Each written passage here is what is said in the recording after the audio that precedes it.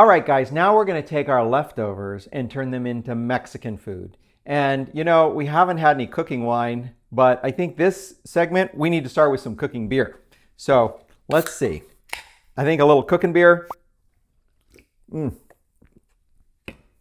makes the cooking a lot more enjoyable. So I'm going to start with refried beans.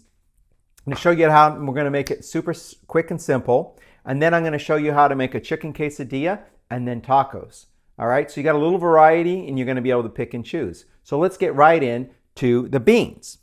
Now we want to heat the refried beans up. I just got standard refried beans here. The problem is they taste like dog food, but they're not going to taste like dog food when we're done with it. So we're going to put a little oil in the pan as always, get the pan hot. And remember those caramelized onions I told you to make at the beginning of the week? Well, we're going to use those.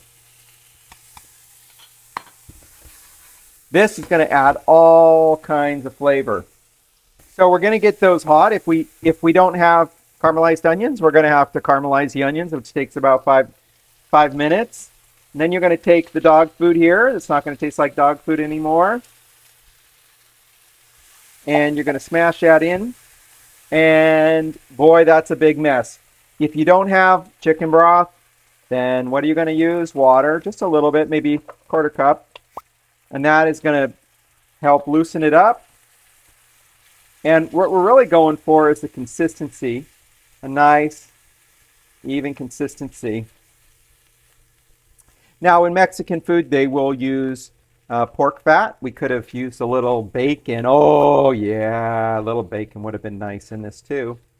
But you can see we're just going to let this cook off until we get that nice consistency. You want to move it around a bit so you don't burn it. But we're just going to mix it in. Basically, you're just letting those beans come back to life, adding the richness of the flavor of the onions and the broth to get that nice consistency we're looking for. We added a little too much broth, but all it takes is cook it for another minute, and this is going to be perfect. Beautiful. Now we're just going to pour that into a container. We can use this tomorrow if we want. If you want to eat all of it tonight, you could also use this as a dip tomorrow with some chips, or even tonight. Beautiful refried beans. I can't help myself. I'm going to get right in there and try a little. That's a great appetizer too. You can just put a little cheese on it and boom. But we're going to focus on quesadilla. Quesadilla, super simple. What is quesadillas? Queso. So we're going to take cheese, some of this spicy, whatever cheese you like, but you want a mild, firm cheese like cheddar or even mozzarella could work. So we're going to put that. We're going to just take a slice of chicken or two, put these right in here, put that on top, and then we're going to take this and we're simply going to saute it. As always, the first step is get your pan hot. We're going to use a little avocado oil in that, and then we're just going to put this in here and let it saute. We're just going to cook it for probably about 3 minutes on each side until the cheese is nice and soft and we get a nice brown caramelization on the tortilla. So I can see it's getting a little melty, a little hot on one side. Then we're just going to go and flip that over. Make sure there's enough oil in the pan, it doesn't stick. We're going to get the other side nice and caramely brown. So you can see that it's nice and brown on both sides. The cheese is nice and hot and melty. And we're good to go with our quesadilla. If you make tacos and you eat your tortilla cold, I'm telling you, or you're not going to taste very good. So what we're going to do here is we're going to put a little oil in there. And I'm just going to fry these up a little bit, bring them back to temperature. You can do this on pretty much a dry skillet. You don't need a lot of oil. But you need to warm them up, refresh it. It's just kind of like toasting your bread on both sides. You don't want it to get dry and crispy, you just want to get it hot. All right, now we're ready to put everything together. So we made this beautiful quesadilla. It's going to cut that. That is nice and cheesy with a little bit of yumminess inside there. And then I have my two tacos. And I'm just going to take, again, some of our chicken and You just need about, actually only about an ounce, ounce and a half of chicken inside of your tortilla. Usually a taco doesn't have too much meat. You want a little bit inside each one. Now, everybody's got their own style, but we're going to take some of our refried beans if you like. And we can put a little dab of that, a little dab in the other. Some cilantro. This is really nice and fresh. A little bit of tomato as well. That's getting a little overkill maybe.